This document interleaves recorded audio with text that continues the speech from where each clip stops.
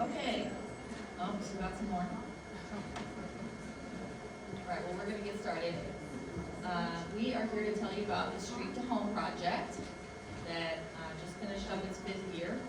And we're going to tell you about the lessons we learned from this 5-year interdisciplinary homeless outreach project.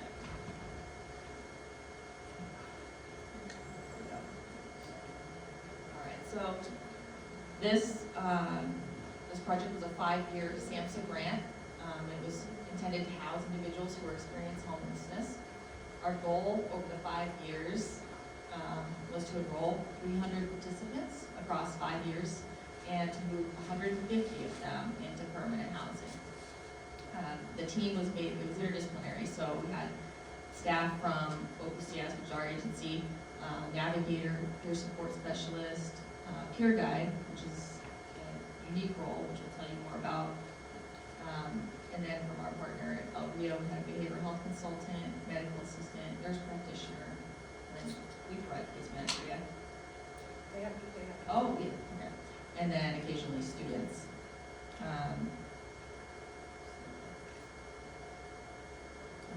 So it was primarily 2 partners, OPCS, which we support about 2,000 households per year. We offer outpatient services, and we have about 11 locations throughout Tucson. And we were partnered with LBO Health, which is an FQHC. They serve over 100,000 a year in 13 locations. And then we have a video to share with you just to get started, to give you kind of context of the situation of what the work that we were involved in.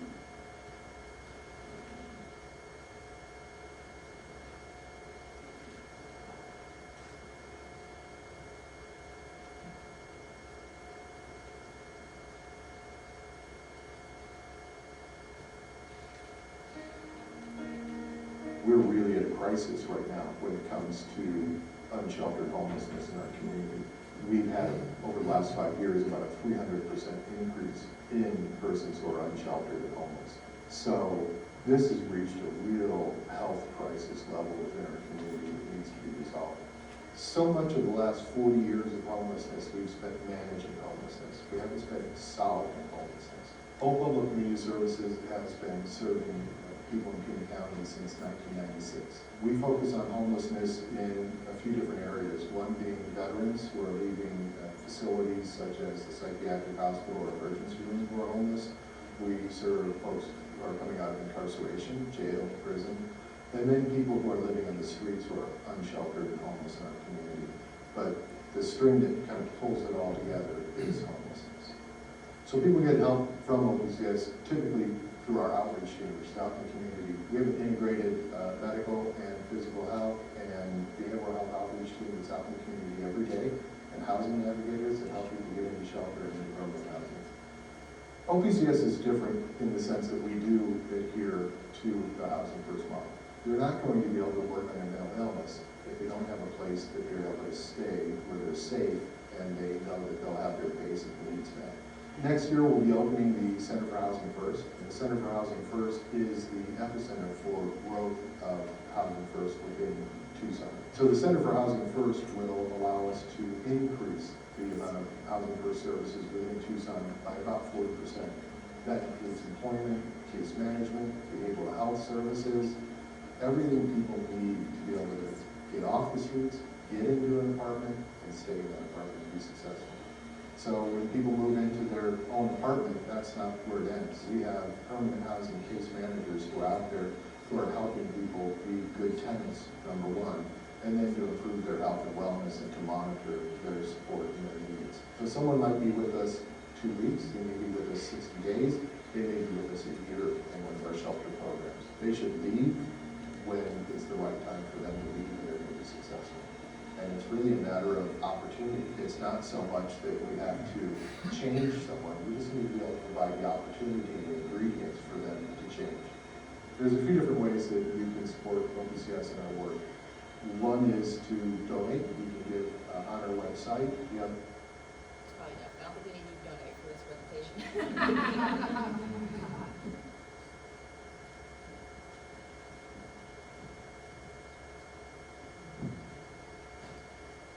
Good afternoon, everyone. Can you guys hear me all right? All right. So, good afternoon, everyone. My name is Will Nieves. I'm a navigator, a housing navigator with Oakland Community Services. This is Nicole. This is my fearless leader, Dee. Those were actual clients and actual staff that were not paid actors. Yeah, I just gotta make that disclaimer right there. So, how do we start? Last night, about 2 o'clock in the morning, I was thinking on this presentation, but it's like everyone has already said what I wanted to say. I'm like, they already took all the good points about it. We talked about encampment engagement. You've seen encampment engagement in there.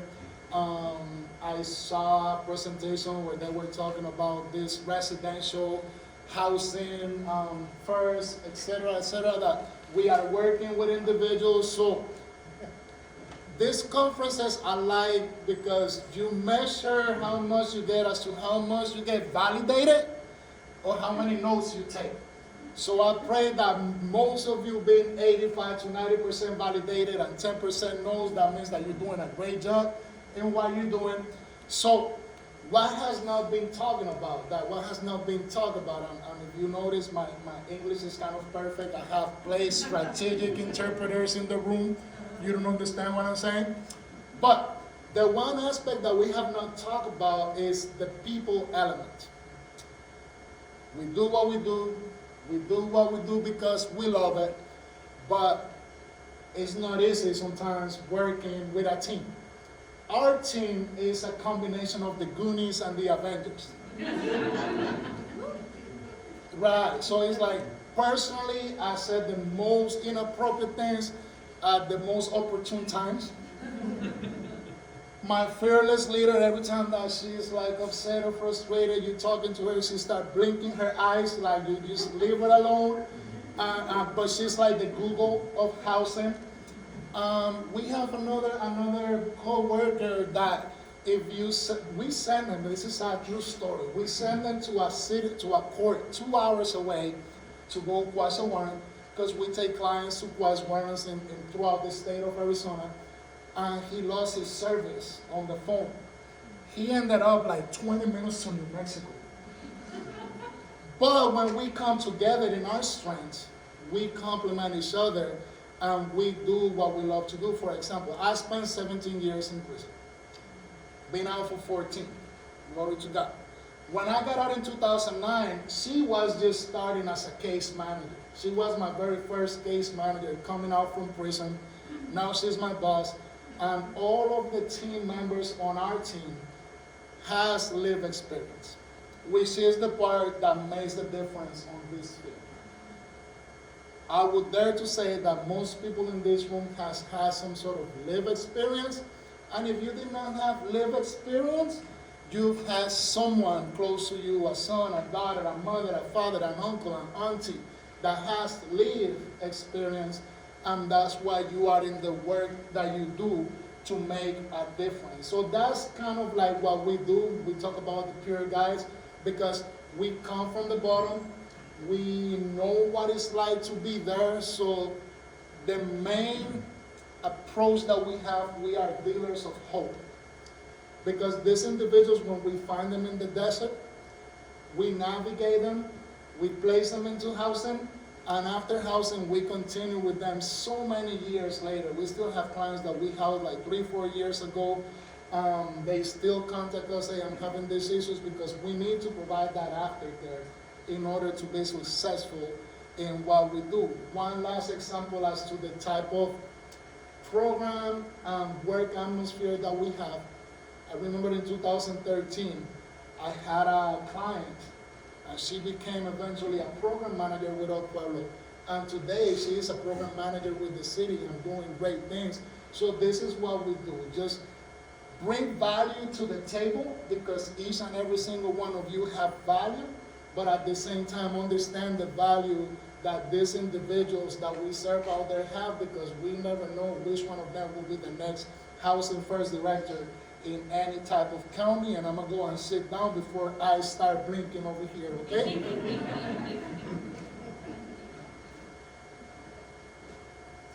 Can everybody hear me? Yeah. So my name's Deidre.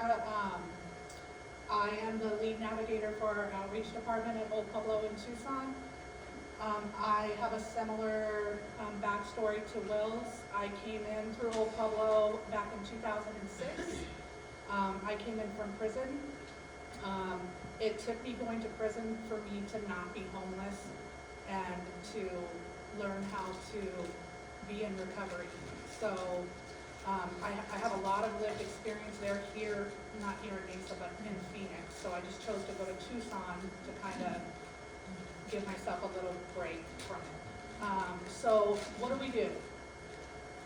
So we go out with our whole team, and sometimes we go out as a small team, and sometimes we collaborate with many agencies. We usually do that on Wednesday mornings.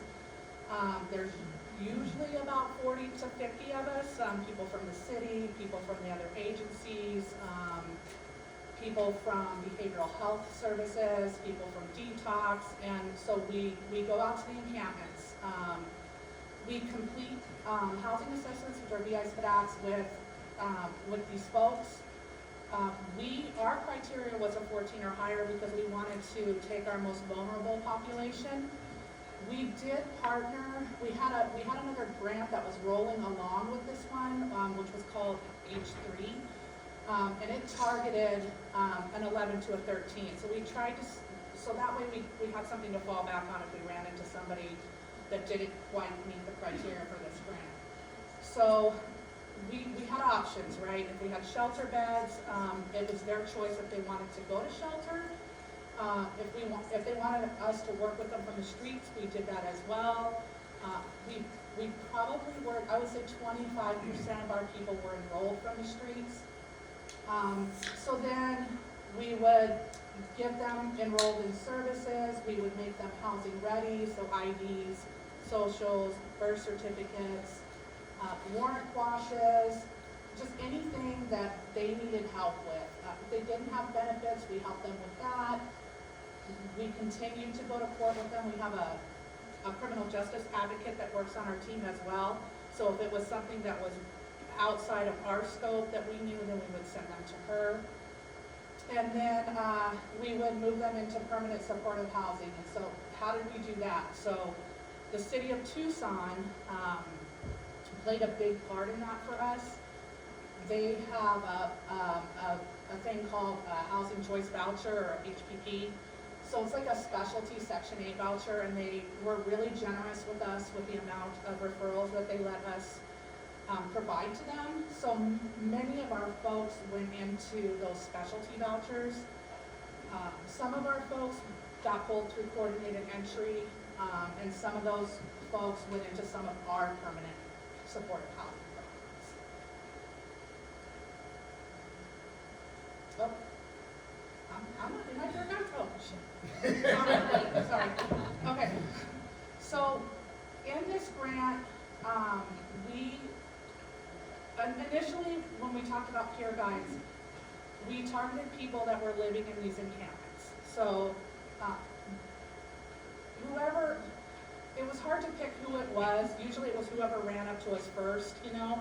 We would pay them daily for 2.5 hours of work, and we just found that if we had somebody with us that knew the encampment, it was easier for us to break the ice, and then we would just keep going back to that encampment, back with the same peer guide. But it grew into eventually us pulling peer guides of people that were housed, that we housed. So we still did like a combination of both of those things, and it worked out well. They knew where people were at.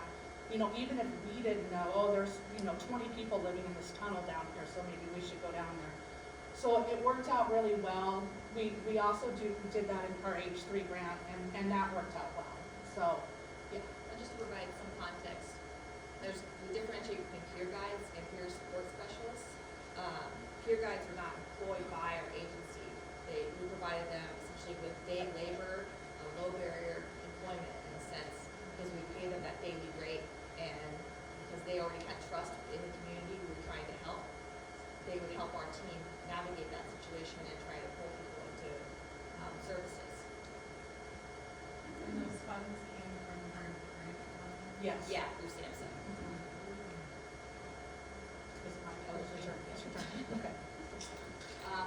general demographics of the people that we serve. So we were required to collect a tool called the GIPRA, that was required by SAMHSA. That was done at intake and a 6-month follow-up. Overall, we had 327 of them at intake. A little more than half were female, just under half were male, and 2.5% identified as transgender. 36% Hispanic, 8 Black African American, 50% white, so on. 5.8% American Indian, and then about half of the people that came into the program screened positive for substance use disorder. And at 4 years is about the average time that they had spent homeless, and overall, 13% of the population identified as LGBTQIA+, which includes the transgender folks that I had in the table.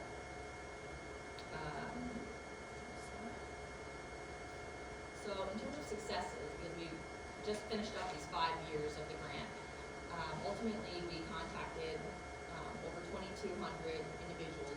The outreach team contacted them. Our goal for the grant was to enroll 300 people in the program. We ended up enrolling 327. Again, our goal was to house 150 of them, but we ended up housing 260. Good job, guys. You could clap if you need to clap.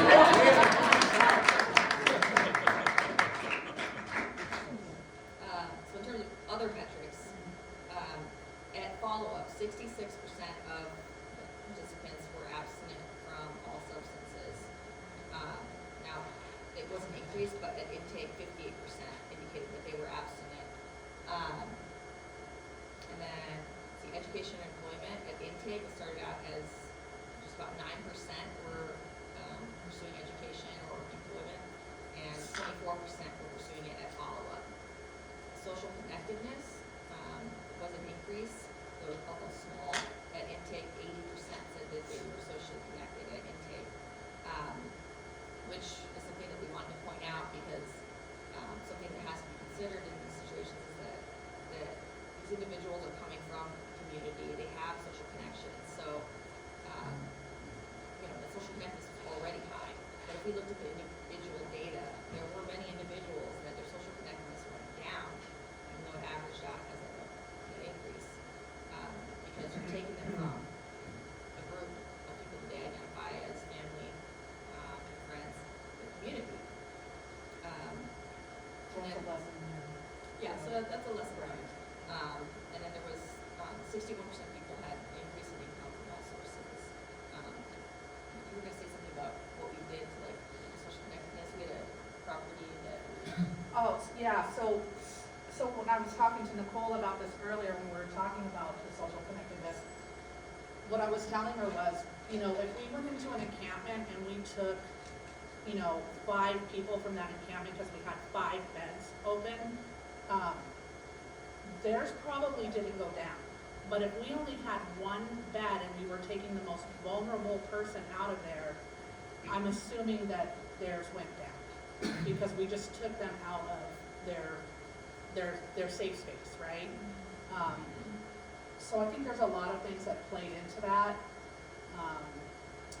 There were, on the GIPRs that I did in the beginning, most of the people stated they didn't have, and I was a little surprised that it didn't go up more, but It was Well, high overall. Another key that we use for the social connectedness, we started, I came into this position during COVID, so a lot of stuff was being done Zoom, online, but after the guidelines started dropping down, we reinstated what it was called a community support group. The community support group for our clients, we provided transportation to bring them to the location. It was a neutral location that didn't feel clinical. It was open to the community because individuals that were on the shelter, individuals that had gone into housing, if they have friends and people like that, they will come in.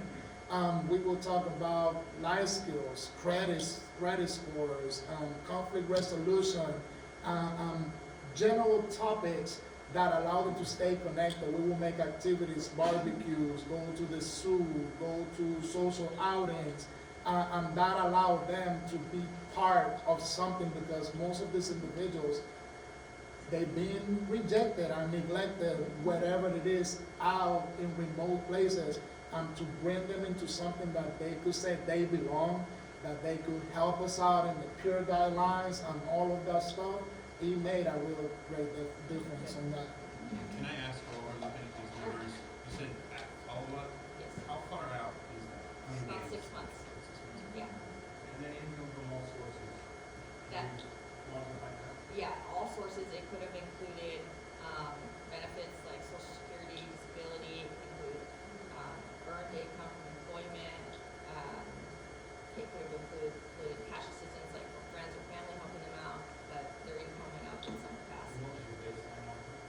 I don't have it on me, but I'd be happy to follow up with you if you like. And to respond to your follow-up questions, that's the importance of building relationships with these individuals, because if any of you ever been on a SAMHSA grant, you got to do this GEPA, and when you do the intake, you do it at the initial connection, and then that window for follow-up, it opens at the 4-month mark, and you have about 4 months until the 8-month mark to complete that follow-up. What happens sometimes, people move, people disappear, and the relationship that you built with the individuals will make the individual wants to see you, want to connect, want to touch bases again, not only because you guys build up a good relationship, but because also there was a $20, $30 gift incentive too.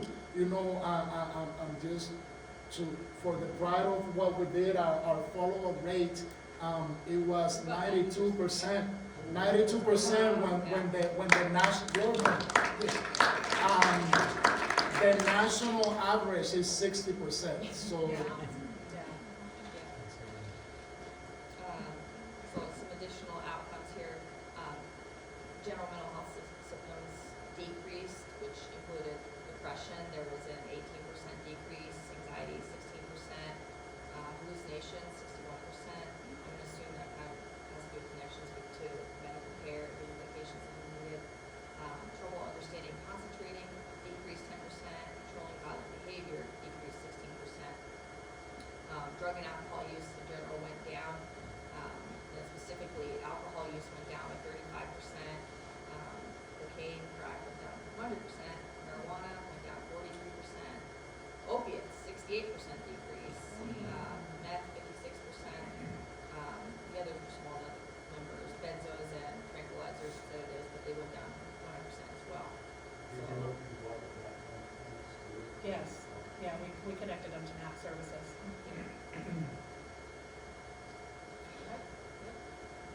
challenges, none. Right. Oh, No, hard. something about challenges. Like this particular program, it was only Dee and myself, because our other team members, they were in the side of the H3 that she mentioned earlier. And then the third part of the team was medical, so they didn't really get engaged in the part of the GEPRAs, the follow-ups, the housing part of it. I'm working on other programs right now. It's like, besides working at Old Pueblo, I run my own transitional reentry program. I do other jobs with the city of Tucson, because this ended, so we already moved to another one that is called MDOT, comes from Multidisciplinary Outreach Team, which is we got it from this. So, challenges is educating the community, because when we talk about homelessness, it's a coin. And on one side of that coin, you have individuals that have the short end of the stick at one point in life. An eviction, a crappy deal with rapid rehousing. She laughs. This is our SMRS people. A crappy deal with the rapid rehousing that at 3 months, that whatever organization stop paying, and they end up in the desert. We, in this room, we miss one paycheck and we'll become part of that side of that coin. will be the ones receiving services from this stuff. Now you have the other side of that coin.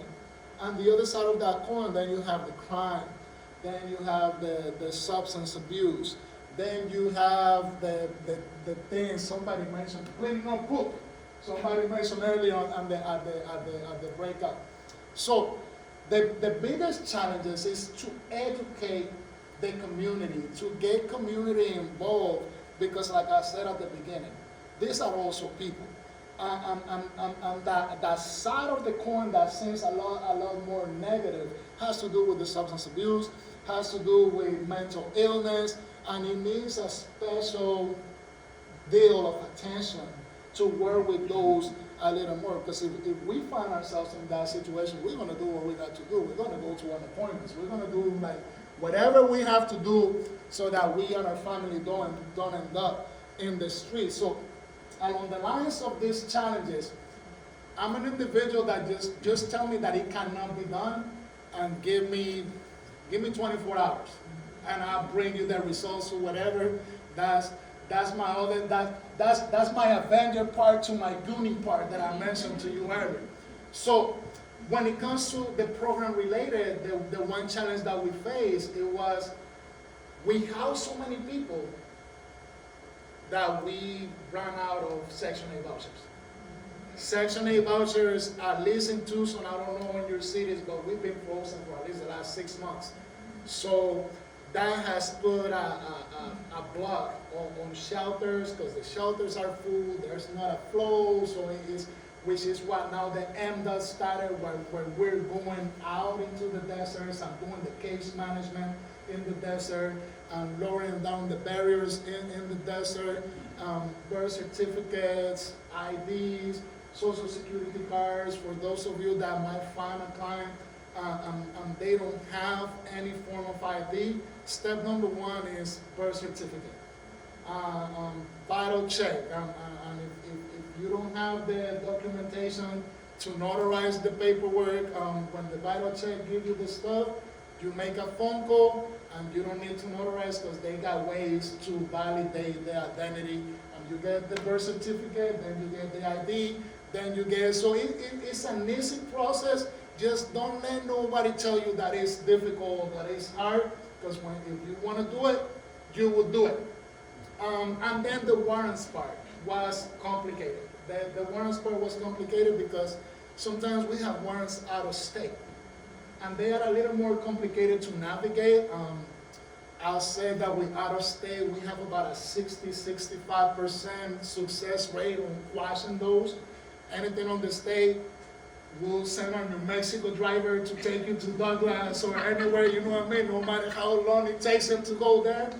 And then along the lines of warrants, you quash the warrant this week, the process takes a little longer, so you gotta take them to quash the warrant again maybe 5 times within a 2-month time frame, because they're not keeping with the court appointments and whatnot. So when it comes to challenges, those are the ones that for me stand out the most, because working with the landlords have this stigma of like, no, well, they're gonna trash my place and whatnot, but when you build up the relationship and you know how to filter and match the tenant to the landlord, you could do a better job than just trying to get a 3-level client to a 10-star apartment. You know, it's just, it's like the same thing with the vouchers. You got $1,100 to get a 1-bedroom apartment, but clients want a $1,600 apartment up in the Carolinas, for those of you that are from Tucson. So it just, we need to match and we need to assess what is the need and what is realistic in order to help them, because then that good side of the coin, you take them to a tent with air conditioning, and they're grateful for that because they're no longer under the sun or under the elements, figuratively speaking. So when it comes to challenges, that's just what I think, unless either one of you can think of any others. I have a quick question. Yeah. So when clients are placed into the permanent supportive housing, you had mentioned that half of them had struggled with substance licenses. Is there a continued challenge with them Yes. continuing to use? Okay. Yeah. How is that navigated? So, we're gonna, in the lessons learned, we're probably gonna talk a little bit more about this, but, oh, okay, well then there we are. Ask and you shall receive, right? So, one of the biggest struggles that I personally had with this grant was that there was one particular point where we were, for the very, very vulnerable people, we were moving them in our electronic health record to a permanent supportive housing case manager because they were gonna need that support. And then at some point, and it may have been right around COVID when we lost a lot of staff, we just couldn't support that anymore. And so it's like, kind of like Will was saying a little bit ago, you know, to this day, you know, I've been involved in this grant since its conception, or right after its conception.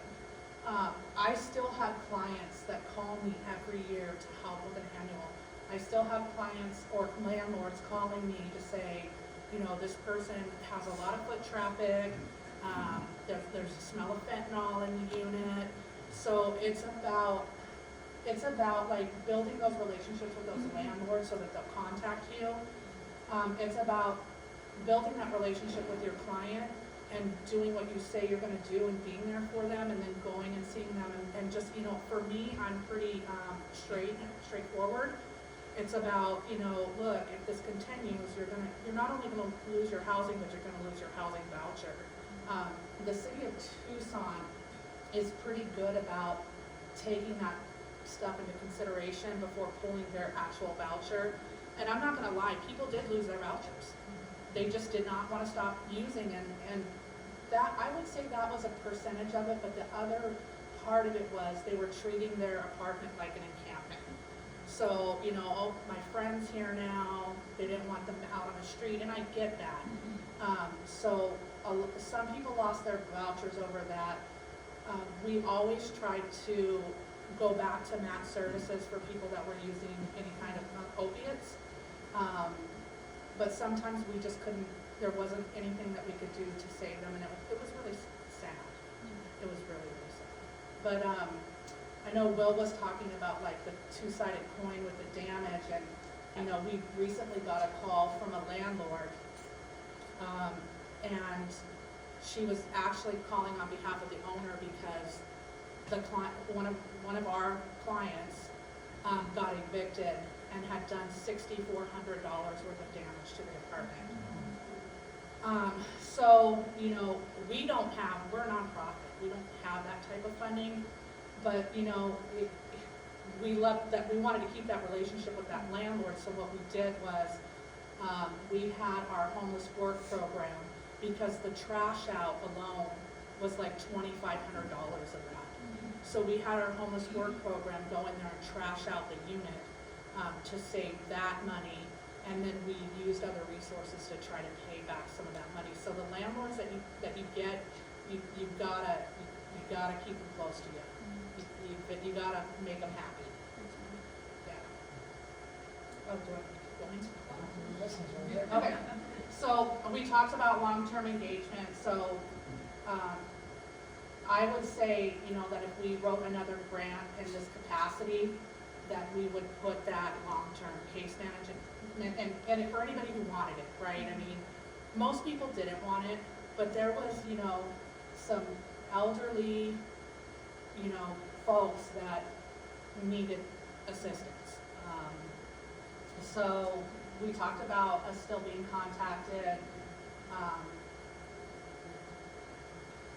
We talked about engaging with past participants. So when people did get evicted, and if we didn't find out about it from the client or the landlord, and we just ran back out into on the street again, we would contact the city of Tucson to see if they were still eligible to be re-referred. And then if they were, we would get them re-referred and then rehouse them. So, which was difficult because then they had a current eviction. So landlords, so pre-negotiations with transparency to obtain a pool of landlords. So if I would have known what I was getting myself into prior to me getting into it, I would have reached out to as many landlords and as many agencies to get these resources and these connections, because we want to put them in as quick as we can, right? I don't want somebody sitting, like we're waiting for a voucher for 4 months because of criminal stuff or what, I don't want them sitting on the street for 4 months. So if I did it again, which I'm sure we will, then I'm there now, you know what I mean? Like, it took me 5 years to get there, but I'm there. So, and then the other thing was, what was the other thing that I was gonna talk about? I told you, okay, so resources. Resources are, that was the other thing I was gonna talk about. So, unfortunately, how Will was saying that 8 months ago, or back in August, the voucher stopped, we got put on a freeze. I would just discourage anybody from putting all their eggs in one basket, because if that would have happened to us midway through the grant, we would have been in trouble probably. So if I had it to do all over, which I'm sure I will, it is just finding, like, making connections with other agencies who do permanent supportive housing, like making friends, right? So that way, if you run out of vouchers, you may be able to get somebody in through a coordinated entry referral. I know they're moving kind of away from that right now. Some people are getting in without that. So, you know, if you have a resource, use it. Well, along the lines of that is sometimes organizations could tend to be territorial, and it doesn't work on this field. Not on this field, you know, like for example, this very same grant that we ran for the last 5 years, there's another organization in Tucson that just started doing the exact same thing. And now we're coming alongside them and guiding them, and this is how you do it, and how can we support you and whatnot, because we know the value that is in this, and we know the value that there is in developing the new people that is coming behind us, you know what I mean? Because if we continue, this is one of my favorite quotes, and with this one I said before I start thinking. Thinkers think, and doers do. But until doers start thinking and thinkers start doing, change will be another word in the overburdened vocabulary of the talkers who talk. So we are here. Yes. You know what I mean? Yeah. Yeah, thank you. Interpreters, I got interpreters sitting around, so that's what we're doing. Subtitles. Yes. Yeah. Yeah, so that's kind of our call to action, like, look for ways to increase funding, increase resources, collaboration, and, find ways to not put all your eggs in one basket. Yeah, that's straight to home approach. Questions? Yeah. I tell you what, you gotta do that clap again louder, because I was recording this and I want to get you guys clapping. Come on, let's do this. Let's do it again.